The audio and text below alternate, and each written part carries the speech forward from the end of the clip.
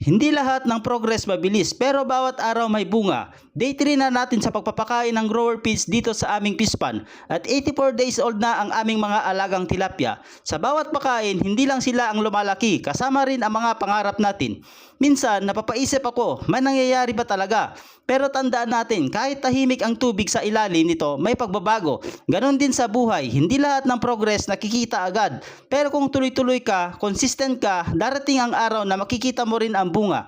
May mga araw na mahirap, may mga pagkakataon na parang walang pagbabago. Pero tandaan natin, kahit hindi natin nakikita agad, may nangyayari sa ilalim ng tubig. Ang tiyaga, consistency at tamang pag-aalaga, yan ang tunay na puhunan sa tagumpay.